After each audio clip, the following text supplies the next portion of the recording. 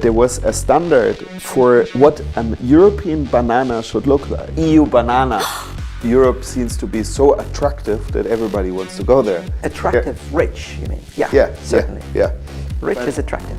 The macho attitude, a real man, you know, who's strong and it goes hunting with a naked body. You know how you make decent people indecent, right? Yeah. You tell them to be decent all the time. Absolutely. Angela Merkel, she's been in power in Germany for longer than Putin was in Russia. I see the hysteria. I don't think it's fully justified. The more the European government develops, we begin to see that, you know, things are not as rosy as most liberals in the 90s used to tell us. Free speech is a so high value that, of course, we shouldn't easily compromise it. I think it's not too late anymore. Здравствуйте, меня зовут Михаил Светов. У меня в гостях барон Юлиус Freytag-Loringhoven, глава московского отделения фонда Наумана. И разговаривать сегодня мы будем про европейскую политику, развал коалиции Ямайка в Германии, иммиграционный кризис и то, как иностранные фонды в России работают под законом об иностранных агентах. Спасибо большое, Юлиус, что пришли. Спасибо большое за приглашение. Передача будет на английском, поэтому сейчас включатся субтитры. All right, so the first question is, since the adoption of the Foreign Agents Law in Russia, how did it impact the work of Naumann's fund in Russia, and what do you do now as a fund? Yeah, so basically, I mean, the Friedrich Naumann Foundation is the foundation which is close to the German Liberal Party, which is kind of like the economic conscience of the political spectrum in Germany, and I hope not only economic but also civic right conscience, because it's a classical liberal party. And the foundation is already in Russia more than 20 years. Formally, we opened the office in '93, so we have a long time of working with Russian partners who also believe in values like individual freedom and responsibility, rule of law, and market economy, entrepreneurship, and so on. Since the demonstrations in 2011-12, a number of repressive legislations have been passed that have a high impact on our partners more than on us. And of course, you mentioned the most important one, which is the law against foreign agents, because this law basically is an incentive for any Russian organization or person not to work with foreigners. We have experienced that in many occasions, that very nice organizations that like the work we do, that organize also the discussion clubs and so on, refrain from cooperating with us and other international and mainly German foundations because they are afraid to be branded foreign agents. Can you give an example of the kind of things that you used to do that you can't do anymore? If we today in Russia would enter a debate about changing laws, I think would be very dangerous for us and our partners, because any interference in contemporary Russia into lawmaking is seen as a big violation in today's Russia. But it wasn't so 10 years ago. We started to do more projects in fields that are kind of not too political. A good example in the moment, we have a new program which I like a lot, and it's called Architecture and Freedom. You can talk about the same relationships without politicizing it too much. So basically, the program Architecture and Freedom looks at the relationship between architecture, big architecture projects, participation, the decision making, all the questions we like to ask, but adapted to the new reality in a more kind of intellectual, probably, and more metaphorical way than open politics. We are very happy that we have started a year ago Fuck Up Nights Moscow. What is it? Elaborate. Yeah, Fuck Up Nights Moscow is the idea. I mean, it's a worldwide movement, which for once comes not from the US but from Mexico. And the idea is that entrepreneurs talk about their business fuck-ups, about how they failed in a business. And this is a certain format, like a TED Talk, 7 minutes, 10 slides, and afterwards there's a debate. And the interesting thing is that when and there's 3-4 speakers one evening, and when people talk about their entrepreneurial failures, it's actually more interesting than when they have a half-lying, whitewashed story of a great success, where they did always everything right. Are they just talking about the failures, or are they talking about how through the failure they came to success? Because that's different. It is basically, I mean, the main idea is they talk about the failures, but they talk about what they learned from the failures. Individual freedom and entrepreneurial thinking is a lot related to whether you take responsibility. And you only can take responsibility when you are in a society where failure is allowed. So this American dream thinking of dishwasher to millionaire only works when it's fine to fail. I mean, Trump is to some degree a good example of that. Oh, absolutely. This is a kind of movement that wants to change society to be more entrepreneurial, taking more individual responsibility, and kind of encourage entrepreneurship by encouraging people to lose their fear of failure. Moving to Germany and Europe in general, how strong is the anti-Putin sentiment in Germany among the establishment and among the people, if there is any? Yeah, no, I think it changed dramatically over the war in Ukraine. I think till the annexation of Crimea, I would say from my personal feeling, there was also some polls, but also was what I saw myself, it was nearly 50-50. So there was 50% of Germans that would say Putin is an evil dictator that is kind of against all the values we stand for, and 50% would say Russia is in a problematic situation, but it's mainly because we did something wrong, and if we open ourselves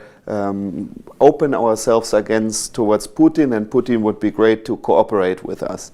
There was 50-50. Since the war in Ukraine, I think that changed more to like 70-30. It's very interesting where the support for Putin in Europe comes from. It's the same in Germany and most countries. It's either the far left parties or the far right populist parties. And they support Putin for different reasons. I think the far left parties, because they confuse today's Russia with the Soviet Union in a positive way. And they share with the far right as anti-American sentiment, anti-capitalist sentiment, so they like Putin for that.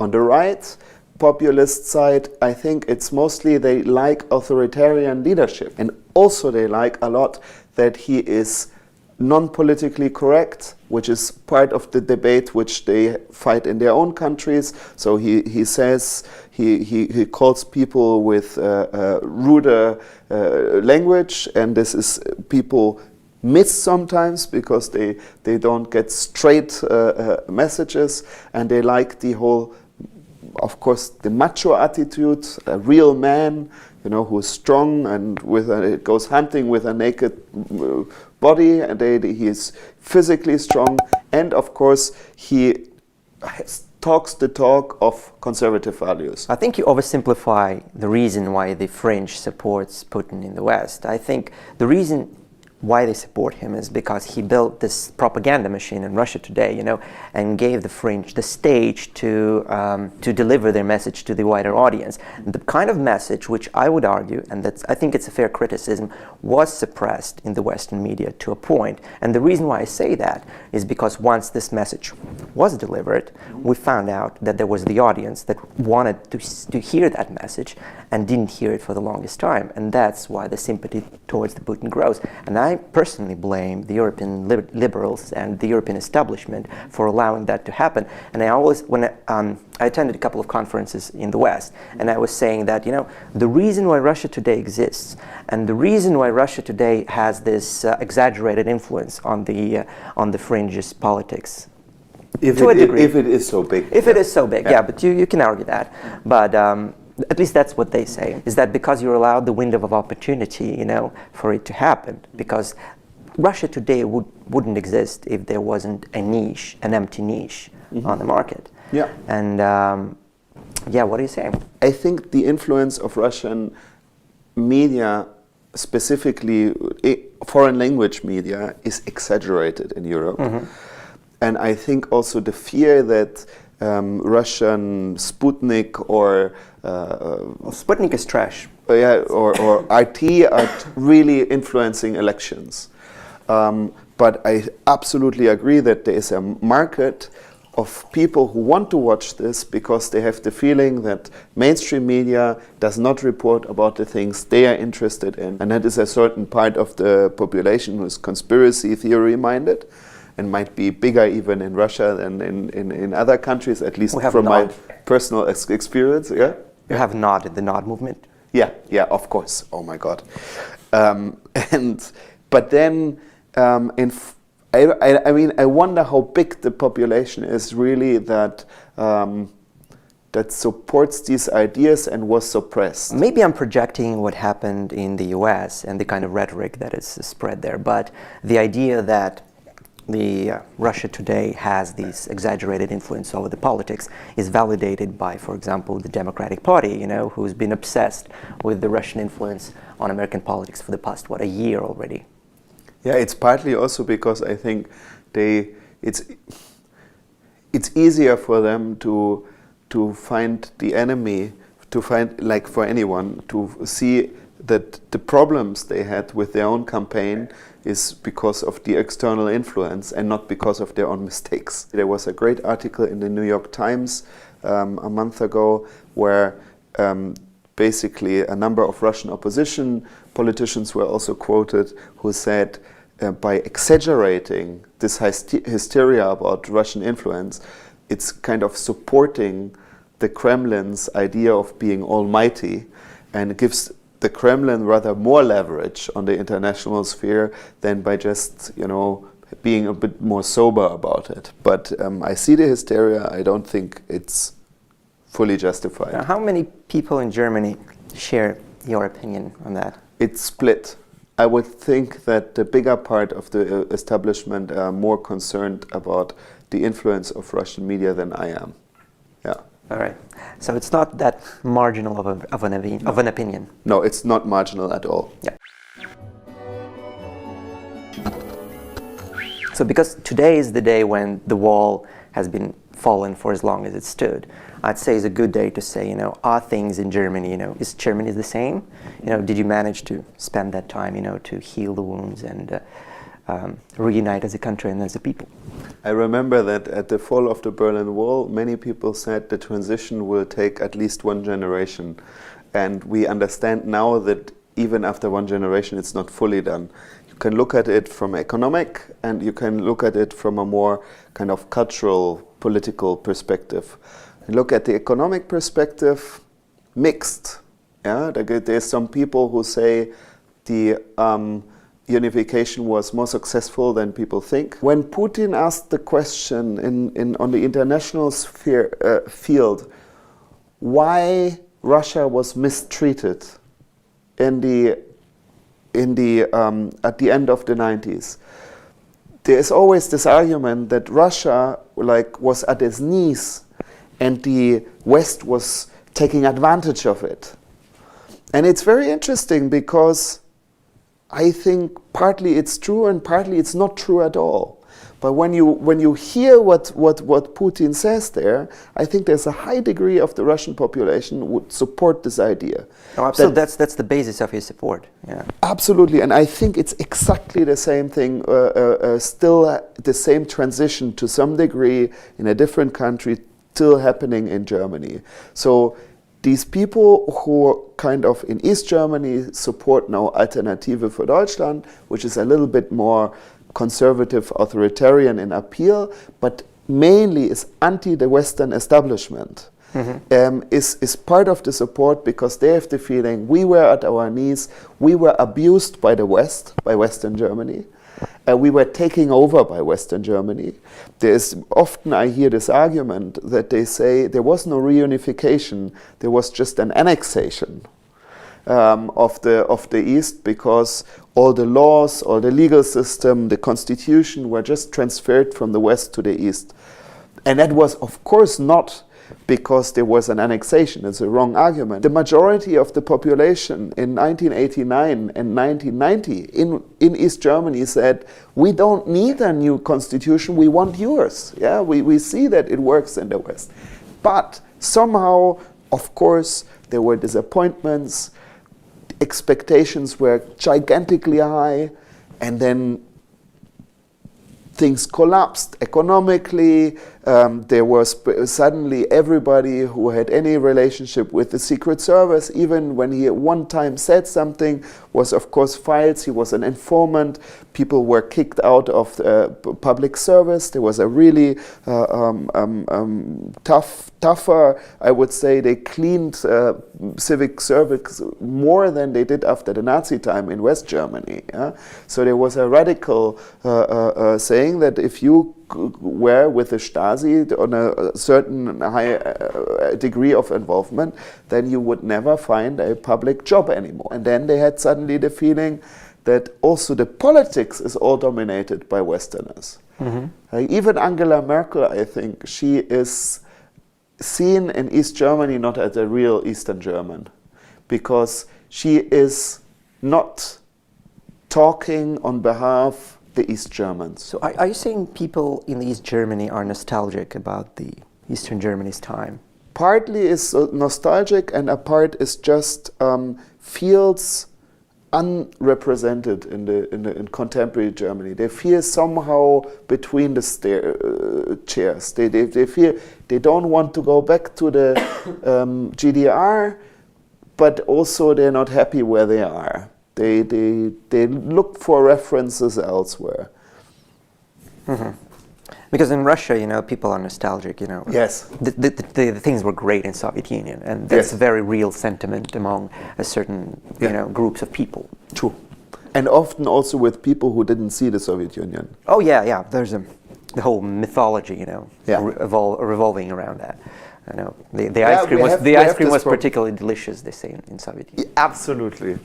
Yeah. And we all know ice cream is particularly delicious when you're young. Oh, yeah.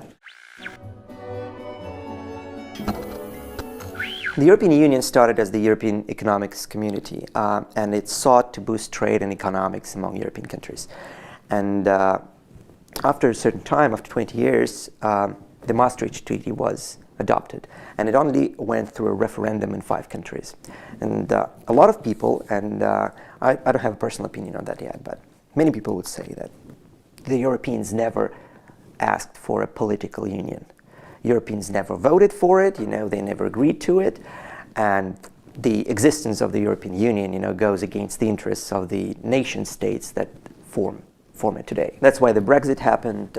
That's why the votes were held in the European Constitution was rejected unanimously, and I think it was a terrible document, because a constitution... Not unanimously. Well, not unanimously, in but... 2 countries, yeah. It was not a success, and I looked through it. I didn't read all of it, because a constitution of 400 pages is a ridiculous document. Absolutely. I'm sorry to say that. Yes. And so how do you think is Europe still moving towards an even closer political union, and is it at all a good idea? Yeah. It depends on what level. I mean, I'm first, as a liberal, for me the most important is the individual, and not the nation state. So the nation state is usually is an historic development that allowed lots of individual freedoms to be protected because of the kind of the breaking up of all kind of class barriers by creating a different kind of state. But it doesn't need to be the end of history. So I personally, and this is I think a very shared belief among many liberal friends of mine in Germany and Europe, is something where there is on some levels more integration in Europe and on some level less integration. Example where there should be more integration, in my opinion, is foreign and defense policy. I think that in the European Union there is more spending on defense than in the United States of America, partly. And But the crazy thing is that every country has their own little armies that are not integrated at all with each other, so they cannot be used in a meaningful way as like one territorial army, and it looks like a gigantic waste of money. Correct me if I'm wrong, but I think very few European countries today have a proper army. It's Germany, France, England, and basically that's it. I mean, proper army. I mean, there's also and proper army expenditure. I mean, defense expenditure. They all have, and they all, most countries in Europe anyway spend less than they agreed in the NATO treaties. Mm-hmm. Germany is a good example that doesn't fulfill even the minimum requirement of the percentage of GDP spending for the army. But also, you know, Holland has also an army, Belgium has also an army, Spain, Portugal, Greece has an army where they spend lots of money on. So I would hope, while in reality there will be still national armies, that they would somehow integrate their spending in order to cut wasted money and to be more effective working together. Doesn't NATO fulfill this role that you mentioned of the defense of all Europe? Why do you need a separate European army if you're already a member of NATO? I mean, I personally think it is kind of a little bit of self-respect that you at one point are able to defend yourself and don't need a big brother from across the ocean. The same argument can be made for nation armies as well, though. Absolutely, it can be absolutely done in the same way. I mean, I personally believe in a political project of European integration, and that's specifically for defense, because originally it wasn't only an economic union, but it was a union to prevent that the European nation state, who fought the most of their history against each other, would go into a war against each other. Mm-hmm. And I think this is the original reason, because before the economic union, they had the European Union of coal and steel. And why coal and steel? Because that was the most important defense materials to build artillery, guns and so on, and they wanted between France, Germany and the Benelux states somehow to prevent the next war between each other. And so for me the integration of national state armies is also partly to prevent that we continue fight each other. And NATO does not fulfill that? NATO fulfills it to some degree, but it is relying on the money and decision-making of the United States of America, and it shows that the European countries are not able to solve their own security questions themselves. And so I would think, out of self-respect, it would be time to be on a more equal footing with the United States by keeping them as good partners, but being able to serve for their own security. It's basically what Trump and also some other American politicians say already for a long time, that they say, we are not gonna finance European security forever because you're grown up enough to do this yourself. Sure, but the reason why the Americans have exaggerated influence in NATO is because they're paying for it. And the only reason why they're paying such an exaggerated amount is because Europe is not paying enough. Absolutely. If you were to pay, the same amount of money, you will, there's nothing in the structure of NATO that gives the US exaggerated influence. You're absolutely right. It comes from exactly the reason that they pay for it. If the Europeans would pay their due more in NATO, then they could renegotiate this with the Americans. So the only reason why you prefer the European army to the paying your fair share to the NATO is the question of pride. Am I understanding you correctly? No, it's more. I mean, it's a good way to phrase it. No, but it is basically. I'm a liberal. I believe in individual freedom and individual responsibility, and I think it is not responsible if you kind of give away your own your own rights, to your own protection to someone else. But giving away the idea of nation armies is okay. Yes. Yeah, because the nation is not, for me, the only entity that exists. But I don't think that you need to give up nation armies. You can also have national armies. I think armies as such will always be national in Europe, partly because of language question. So in your opinion, the idea of the Europe of regions is a bad idea? No, it's a great idea. I mean, I believe absolutely in the idea of subsidiarity and in sometimes also softening the nation state, because we have we have realized now in the last decades that we have regions that are bordering each other between, let's say, Germany and Italy, or France and Germany, that are more similar economically and to each other than they are with other parts of their own country. And of course, it makes sense to have policies, probably integrated policies, create little kind of trading zones or special economic policy zones in Europe that are not only relying on nation states. So to integrate regions with each other, to find ways of kind of creating common infrastructure together. So it's all the idea of subsidiarity. Do things that you can on the lowest possible level.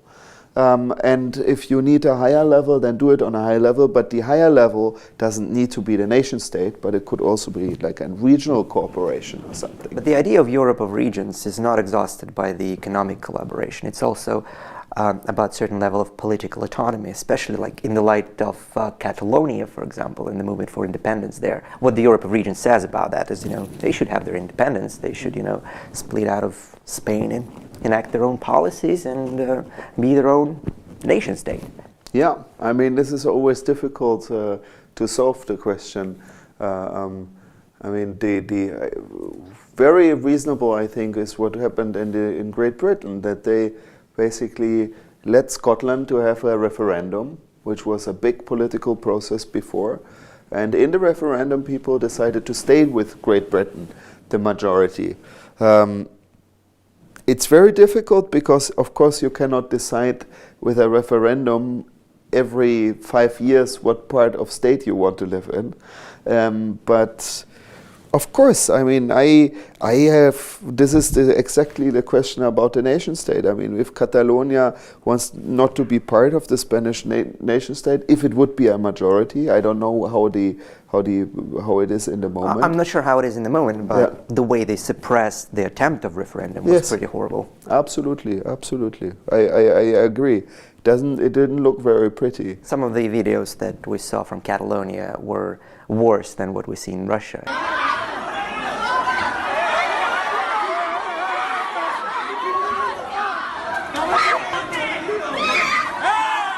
It looked awful. Yeah, it looked awful. Absolutely, I agree.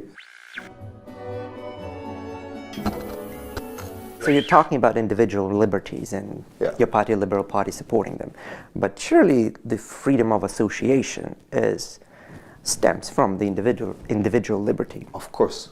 So how does it place together with the idea of you not supporting, freedom of association also means freedom not to associate. It doesn't go one without the other. Absolutely. And the whole immigration crisis that's happening today in Europe is basically people feel like their freedom of association is being violated by the kind of policies enacted by the European Union. And they're trying to flee from those decisions, basically. Yeah, I mean, I would say first that the refugee crisis is, of course, a sign of that Europe seems to be so attractive that everybody wants to go there. But attractive, rich, you mean? Yeah, certainly. Yeah. Rich is attractive.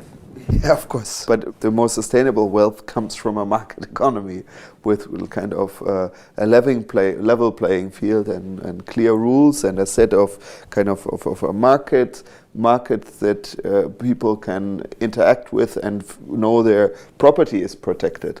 And for that, I think the European project is a big partly responsible for the after-war and of the economic success of many economic players in Europe in recent decades, because it provided a bigger level playing field to interact with under commonly agreed rules. But of course, if you would say that this is an automatic process and the European elite is to be decided to decide what is good for the people, then this is very bad. The famous example is the EU banana, yeah, that there was a standard for what a European banana should look like. Now, many people say this is because there is a horrible centralized bureaucracy, where I would say this is not true at all. The problem is not the bureaucracy, but it is the bad compromise between nation states mostly. In the case of the EU banana, and it was that the French have territories in South America. They have bananas there, and what they wanted to get their bananas protected from the Chiquita bananas from Middle America, from the American companies. So they looked at their own bananas and like, oh, how they look different. And then they said, okay, they have this angle and that angle. And in order to get them protected on the European market, they said, okay, let's form the EU banana. And then you have the 26 others who don't care which banana is on their table. There used to be economic conscious like Great Britain that would say it's not a good idea. And then there would be some negotiations, and then probably the British got like a more flexible regulation for the banks, and then they said, okay, you can have your banana. I'm going to make a libertarian argument here. Yeah. So when you create this centralized decision-making machine like the European Union is, the problems it creates for everyone, and they multiply because every member state, wishes to protect its own bananas, its own crops, its own farmers, its own production, etc., etc. And this kind of, compromises accumulate in this global government much faster than they would have been on the level of the nation state. Why? Because when you have largely autonomous countries or nation states, they are forced to compete against each other economically. And now, once you created the European Union, you basically eradicate competition of this kind of laws that would have made, French bananas non-competitive, for example, right? But now they are competitive because you create this umbrella organization, and it creates all sorts of problems like that. Yeah, I think one thing how to deal with these problems is what Maastricht did was to give more powers to democratic institutions against bureaucracy. And their main idea was to empower the European Parliament with directly elected members of parliament. Now the problem, of course, is that the participation of the electorate is not very big. So there is, there is this question, how big is their representative value? But at the same time, of course, the European Parliament also became a platform of also Eurosceptical debates, there's the groups of the kind of more destructive populist forces, and then there is the group of the forces who frame legitimate concerns about the future of the European Union. I mean, we all know that the part of the role which the British Tories played in the European Parliament was very helpful in kind of exactly criticizing the wrong kind of over-regulation on European level. And liberals are always in between, because we have kind of different sides of the liberal spectrum. We have kind of within the liberal group more libertarian and more social liberal kind of groups at the same time. And so sometimes also the compromises are not perfect, but the principal view there is also that we need to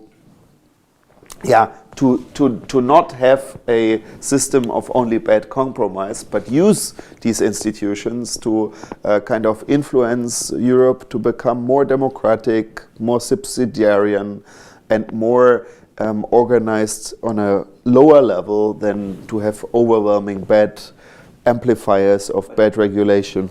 But do you think this ideal is actually achievable? Because, like you talk about, reducing bureaucracy, creating a common market, making things easier. But what you get is that, yes, you created the European Parliament on top of all the existing national parliaments, so the bureaucracy grew, not shrunk, because of these processes. And the same goes for pretty much everything the European Union does, is that you talk about liberalization, you talk about representation, you talk about reducing bureaucracy, but the opposite happens. I mean, still, putting things in perspective, the European bureaucracy that's mostly in Brussels, all the EU civil servants are about the same amount of civil servants as of like a mid-sized German city like Dortmund. Yeah? I mean, it is not like there's not a crazy, a huge army of bureaucrats. It's not so big for the work they have to do. For me, the question of whether rather to run the show alone as a nation state or in the concert with the neighbors is for me a no-brainer. Yeah? I mean, Germany has a long history of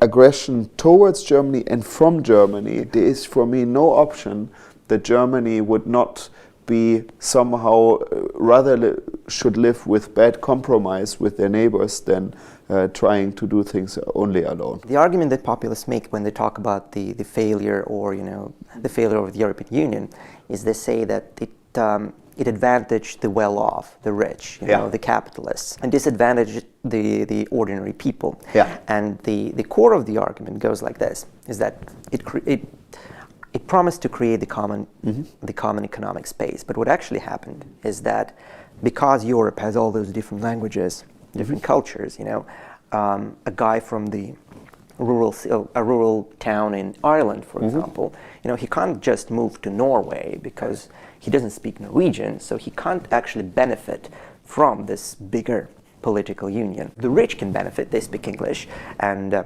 again, the part of the message of Farage was, everyone speaks English, so everyone moves to the UK, but the British people, they can't benefit from it because they don't speak the Swedish, the Norwegian, the Finnish, etc., etc. So it's just the rich that benefit, and the poor gets the shit end of the stick. The European Union is a political union. It's not simply an economic union. Yes. A lot of policies it enacts are political. And one of them is the immigration policy, which is kind of forced onto a different nation states, and some of them are very unhappy about it. Yeah, but I would say with the immigration policy, because they didn't find a good enough compromise. They have only treaties that didn't work. The whole Dublin II system, which was the basis of the, which was the legal framework for the migration crisis, asked from each member state to take a certain percentage of refugees, and many countries just refused it. Yeah, which is fine. Yeah, if you say you cannot deal with it, I mean, it has to be part of your own political process to decide how to deal with refugees. But I think what was also very bad in the German behavior in the Merkel government with the refugee crisis was that. They more or less said, we do this unilaterally. If all the others don't hold their commitments, then we solve now the problems. And they started doing their deal with Turkey to keep a number to give Turkey money so more refugees stay there. And they started kind of imposing something which people had in other countries had some imperialistic feeling about from the German we solved the problem attitude. I think it also, of course, it strongly helped the far-right parties who have usually a anti-migrant agenda as part of their agenda. But I liked what the leader of the German Liberal Party at that time said. He said, stop attacking the far right-wing parties in the media and everywhere, because you don't get them away by saying that they are evil. You will get them away by solving the problems they address.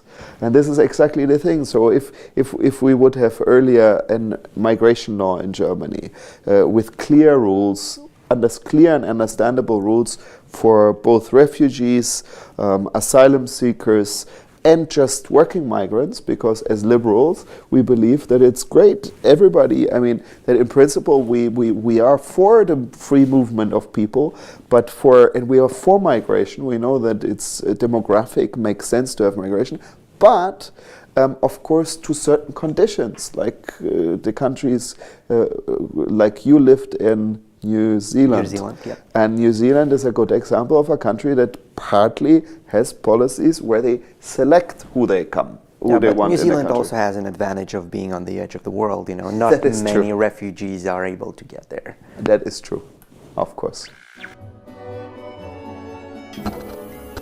I was talking to friends in Greece, you know, in Poland, and what they say about the European Union and the kind of the economic union that you have in Europe is that Germany created a perfect system, that they have the industry, they have the wealth that they've got, that on the market economy, you know, would have led to appreciation of the mark and made other countries, other European countries, more competitive.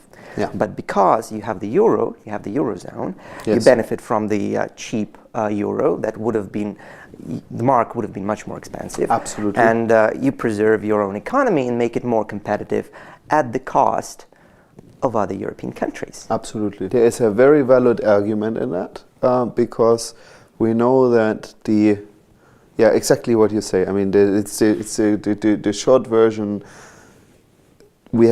Germany has an artificially low currency because of the southern countries. That makes it for Germans very cheap to export. Yep. And at the same time, in the southern countries, they have an artificially high currency, which makes them very difficult for them to export anything and also to produce themselves, because they get cheaper goods from the developed industry of Germany. Yep. This is a very bad, how do you call, like a devil's cycle, or like vicious cycle. A vicious cycle. So we need to create the institutions in a way that they can leave the currency when they need it and come back when they are ready for it, because of course the common currency has also benefits and positive alone psychologically, that I don't have to change money when I am traveling across Europe, and that I don't have to lose money by all the kind of trading between different currencies. But if Greece cannot leave in the moment, if Greece is not able to, for example, leave the Eurozone for some time, they are in a vicious circle and cannot recover. It doesn't matter how much money they get for reforms. They have automatically an incentive system which kind of makes it not possible to develop your own industry, or to kind of improve the economic situation. They always have to cut costs, but at the same time they get money from Germany, and because of the money from Germany they don't really have to cut costs, and so they can maintain an inefficient government system. I wouldn't use the word can. I mean, as you mentioned, they have to. They have a choice. It's not their choice. Yeah, exactly. I don't want to say no. They're not. They're not evil. They're in a deadlock. They don't have a chance. So, what is the solution to that problem within the European Union right now? I think the solution is that countries need to be able to leave the Eurozone. That basically we need a more flexible system of countries getting in and out certain policy areas of the European Union. It's a little bit like you partly have that already in the European Union. Like Britain, for example, was never part of Schengen, because they never trusted to be integrated in the same border. But they really had to fight for it, though. Yeah, but I think this is the future, like a European Union where you can integrate in some areas and not integrate in others, and get out of certain areas when it is not beneficial, in order to make the system more flexible, so that it is exactly not what you say, a super state that only sucks you deeper in, and the only way out is like through becoming an independent nation state again, but where you can kind of play with different elements of the European Union. But surely there is a conflict of interests right now between the European bureaucracy and the European government, and the kind of things that you said, because in the interest of the European government, as of any government, to accumulate power, to accumulate control, and that's not something that is you can avoid. But this is the wonderful thing about the complexity of the world, is that you have not only the interest of bureaucracy, but you also have ideology. And there is the liberty-minded ideology is absolutely going against the part of this bureaucratic integration interest. At least we have the debate in the European Parliament, and if it grows too much, then the parties of the Eurosceptics will grow, and they will also have more influence in the European Parliament. So I hope that this is a natural kind of development of a debate. So you think the Brexit happened is actually a good thing for the European Union? It is partly a good thing, partly a bad thing, yeah. I mean, but there's certainly positive elements coming from it, of course. Because without Brexit, some arrogant people in Brussels would have thought it's going on like it always was. Yeah, I'm sure that there's more reflection after such a shock. Mm. So let's talk about Germany now. Yes. Angela Merkel. So she's been in power in Germany for longer than Putin was in Russia. And when Russians, when the West, scolds Russia for having too little democracy, it's always an argument that's being brought up, look at what's happening in your country. And I say it's a valid argument, because it's very odd that, in the whole of Germany, Angela Merkel is such an indispensable, politician who's, who you can't change for 20 years. How does this happen in a democracy? Yeah, I mean, I must say first, it is always a dangerous moment for any system, I think, when people think that one person is indispensable. I mean, the much I can appreciate how Angela Merkel was able to kind of mediating different European countries in different questions. Sorry, I mean, if she's indispensable, then we have a problem in the system. I would honestly want in Germany a limitation to the time of the Chancellor, because I don't think it's healthy. I think it's at least, say only 3 terms. In Germany, it doesn't exist because they were before always worried about the president to being too powerful, because our constitution is built on the constitution before the war, and there in the Weimar Republic, the president could release any government, and he took advantage of this, and that partly helped also to put the Nazis in power. Mm-hmm. But that's why everything constitutional was focused to reduce the power of the president and empower the government. And nobody thought at that time that this head of government could stay there for the end of eternity. Your argument is absolutely right. How can you criticize Putin for being too long in power when yourself are longer in power than him? But how did it happen? Like, how did Angela Merkel made herself indispensable? I mean, there's a number of factors. I would say what she has a number of things which are very beneficial in Germany. She is projecting to be very boring, and people love her for that. What do I mean? And this is things why I love her for that as well, is she lives in a normal apartment not far from the Chancellery. In front of her house stands one policeman. She goes shopping to the local supermarket. Humble. She's humble, yeah. She's humble, and she cooks food for her husband when she finds the time for this. She has a very, when she goes on holiday, she goes hiking in some boring mountain region of Germany where it's pretty, but it's nothing fancy. So she's very humble. Yeah? Second thing is, she is a very good listener. And she listens long before she decides something.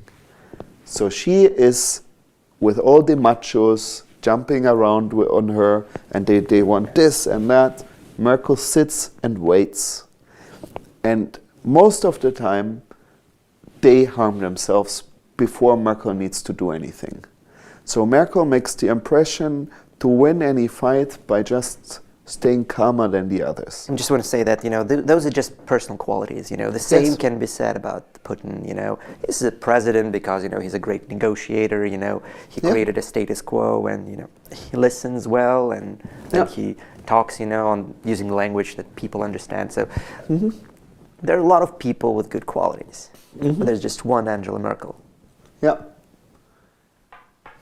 I mean, it is always a time of historic circumstance. Yeah, I mean, Putin did not become president because he had the super qualities or he was Superman, but because Yeltsin said this is his successor or the surroundings. But that's what my point is that there are systemic reasons why Putin is where he is. Yeah. What are the systemic reasons in Germany that brought and kept Merkel where she is? Most of the her competitors were too hot-tempered, so she kind of took advantage to take control of the party. She basically took control of the party when there was the corruption allegations against Helmut Kohl, who made her minister before, and she at one point said, now it's over, the party has to go full impact against Kohl because we don't want to have any of the smear as any spot on our party. She was decisive, and in this moment she was more decisive than others, and that's how she appeared to become the leader of the party. Then she won an election, and this is what brought her then really to power, was against Gerhard Schröder, who partly had a problem because he did all the sensible economic labor market reforms that made the German economy strong. He was a social democrat, so he came from the left, but he did the most important liberal reforms in the German labor market of the last decades. The reason why Germany was able to cut costs in industry, and which made Germany so super competitive, and then today the strongest economy. But in the moment you do such a reform, you have the unions against you, there is workers who earn lower salaries. It's difficult to explain to them, of course, that this lower salary will benefit them because they will not be unemployed, and that they will support of creating like a stronger economy. But because Schröder did the big reforms, he was voted out, and that was how Merkel came to power. Going back to Gerhard Schröder, there's an understanding in Russia that Putin succeeded in corrupting him by putting him on board of Gazprom, and influencing the European politics to a certain degree through him. To what extent is it true? I think, there's good and bad qualities of Gerhard Schröder.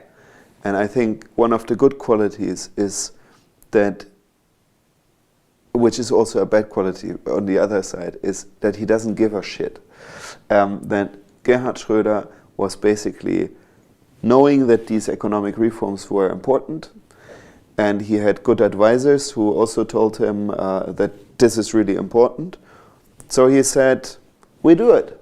We do labor market reforms. And any social left from the Social Democrats hated him for that. Until today, the party is partly crushed by this. On the same time, I think that when he was offered the chairmanship for the Nord Stream pipeline, he also said, I do it, I don't give a shit. And so Gerhard Schröder is a very controversial figure in Germany because the left hates him for the labor market reforms. We liberals love him for that. Everybody who's critical towards Putin and his surroundings hate Schröder, of course, for becoming a member of the board of Nord Stream. I don't think that he has big influence in German elite still, because taking these jobs, he is seen not only in the media but also by others as corrupted. What are the prospects for Jamaica coalition, for Merkel, and for Germany in general? The biggest responsibility why the Jamaica coalition talks between Merkel's party, the Greens, and the Liberals, and the, of course Bavarian conservatives failed, is really that Merkel didn't manage it well. You know, I mean, for me it was the sign that it's the end of this perception that Merkel is the super negotiator. Because obviously she had the highest amount of votes, she had her dream partner, the Greens, I think, and she had the Liberals who used to be in government with her, but who had some difficult relationship with her, and she was not able to create something out of it. Two things she didn't get right. She was not humble with the Liberals, because she was sloppy in kind of some arrogant thinking that she will have them on board anyway. And she was a bad negotiator because she was not able to pull it together. Maybe, and that's the third option, she never wanted this coalition and was hoping for having a grand coalition, which is negotiated now, because it's easier for her to deal with the Social Democratic Party, because like her party, it's a people's party where the principles are very blurred, and where it's a power party and they are able to make deals in whatever, and they don't have to deal with ideological Greens or ideological Liberals. Possible. So in your opinion, the Merkel government is going to lean even more towards the left then? I think, yeah, or I mean, learn to the left to some degree, and being just without any clearly identifiable principles. So yes, they become more social democrat. They now want new protection of minimum wages in some areas, but it's not because they become left ideologically, but because they make compromise and don't care about what they're doing. So the great populist coalition then? It's a great populist coalition, absolutely. All right. The state of freedom of speech in Europe and the right to be forgotten, a controversial law that's been enacted. In Russia, we are often, use Europe and the West in general as an example, this bastion of free speech, bastion of individual liberties. But the more the European governments and the American government, to the extent, develop, we begin to see that, things are not as rosy as most liberals in the 90s used to tell us. And this particular law, in my opinion, is quite horrible. And in my opinion, it's very easy to abuse. First of all, the state always has this amount of information, thanks to the technological progress as well. So you're not stripping the powerful people of that information. You're stripping the ordinary people of using that information. Yes. Because Google, he doesn't forget anything. All Absolutely. he does is forbids the ordinary people to retrieve that information. And Absolutely. that's the point of the law of the right to be forgotten. Yeah, then this is dangerous. I mean, we have exactly this problem in the moment in Germany, that the Social Democrat Minister of Justice, who might be Minister of Justice in a new government again, had a new law on the protection. I forgot what the exact translation is, but it's basically a law to against hate speech in social media. And that's a terrible law. It's a terrible law that has already been copied in Russia. Oh, yeah. Parts of it. Yeah. And the main idea of it was, if But you know why it was copied? Because the West did it. Of course.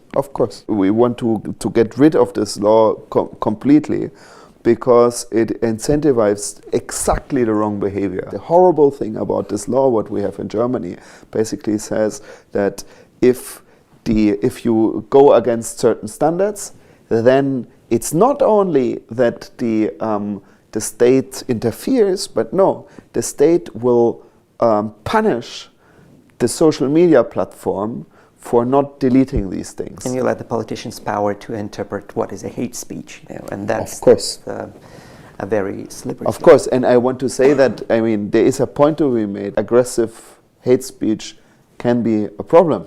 Yeah, no question, and we need to address it, and we don't want people calling for killing other people. Yeah, there's a certain area where kind of there's a dangerous thing.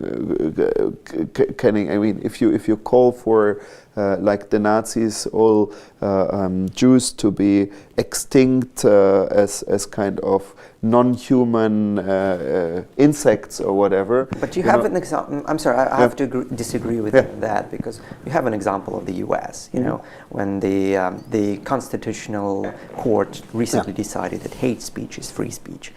Literally what they decided. Of course. You know, this hate speech, and as vile as it is, you know, does not transfer into actual people killing other people. So I think the dangers that you're talking about are quite exaggerated, because we have an example, you know, that's just not the case.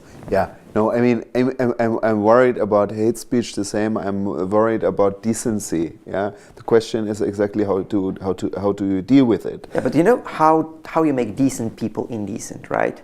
Yeah, you tell them to be decent all the time. Absolutely, free speech is a so high value that, of course, we shouldn't easily compromise it by this hate speech discussion. But still, we need to find answers how to kind of to have less hate speech, and probably it's not via regulation, but we need to fight the fight on a different area. Yeah. The reason why the hate speech debate got as much prominence as it has right now is because of the refugee crisis and the immigration crisis that is happening in Europe. I lived in Europe for 10 years in total, and I've been in every Western European country. When politicians try to sell the Europeans the idea that, for example, what happened to Brussels is not a problem.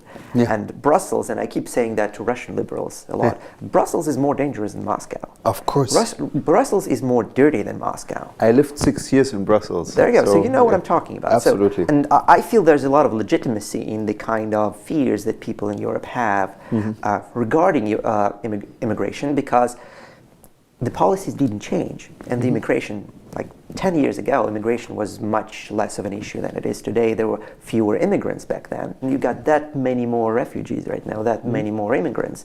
I mean, one sad thing which we don't like when we believe in open borders is that I think the EU borders will be more sealed. There will be a stricter European border police. Do you think it's not too late anymore? I mean, too late. I think it's a clear thing they will do, because the people who are now recognized as refugees inside the European Union, it's a different question.